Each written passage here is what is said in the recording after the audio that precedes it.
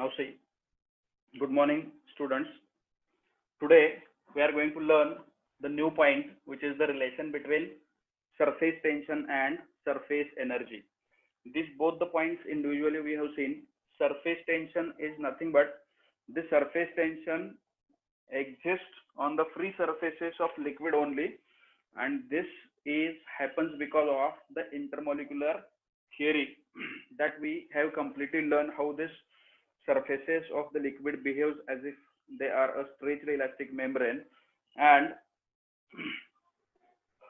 how they always tends to minimize their surface area, and how the tension lies along the free surfaces of a liquid.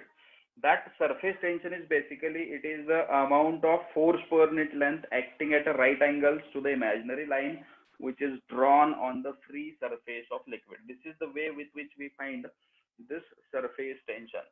Next one, we have seen that this is the surface energy. We have seen that if you want to increase the number of molecules on the free surfaces of liquid, because those molecules which are present upon the free surface of liquid, they are acted upon by the resultant downward net maximum unbalanced cohesive force, because of which most of the molecule will prefer enter into inside the liquid. That's why least possible only to remain or to keep the stability of the surface, that much of molecule only remain on the free surface of liquid. Otherwise all the molecules will enter inside the liquid. Now suppose if I want to bring the molecules from inside the liquid and if I want to keep on the free surface, then I have to do definitely the work against the this resultant downward force. And what much of work is done on the molecules, this will store inside the molecule in terms of its potential energy. It means that those molecules which are already present on the free surface, as well as those molecules which we are bringing and keeping on the free surface of liquid, all these molecules possesses the extra amount of energy, and that extra amount of energy is said to be the free surface energy here. This extra amount of energy is said to be the surface energy. Now let me find the relation between the surface tension and surface energy here.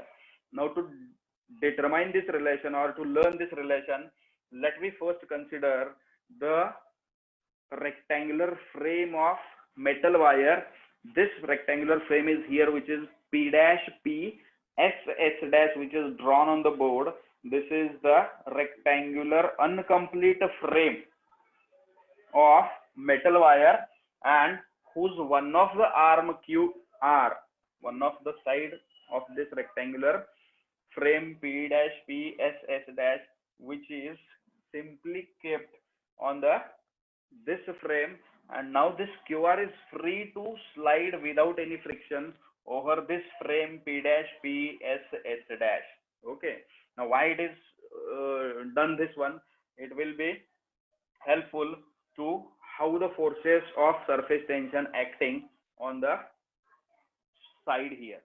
That's why suppose such a rectangular frame of metal wire, if it is dipped inside the soap solution, everyone knows about the soap solution. We are always use that soap solution to blow the soap bubbles, and that is the soap film, soap solution.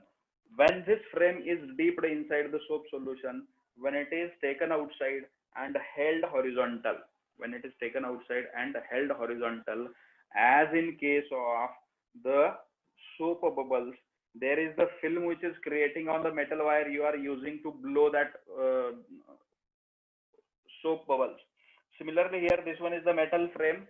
When it is dipped inside this soap solution and when it is taken outside and held horizontal, again here a soap film will create, and that soap film will be on this PQRS. The soap film on this region will be created, and this soap film here, look once again, this is the soap film which is produced on PQRS. This is the only rectangular part where the soap film is getting produced. This is the next region where the soap film is not produced because this side is incomplete. This QR is kept on this P dash P S S dash, and which is free to move or free to slide without any friction. When the soap film is created, it will be produced only on the region PQRS, and the force of surface tension here, that force of surface tension, it will be acting on every side, PQ, QR, RS as well as SP, on all the sides. This force of surface tension will act and it will pull that arm or pull that side of the rectangle along the surface. Now these P dash P or this PQ, SP and RS, these are the fixed sides. Only this arm QR, which is just kept over this frame, that's why now this QR is free to move here and under the action of this force of surface tension. Suppose if I consider capital F amount of force of surface tension which is acting on the side, on every side according to the length, because in the last period we have seen about this surface tension is force per unit length. Hence, force is equal to surface tension into length. This surface tension is basically, it is the force per unit length acting on the right angles to the imaginary line. But here we are finding force.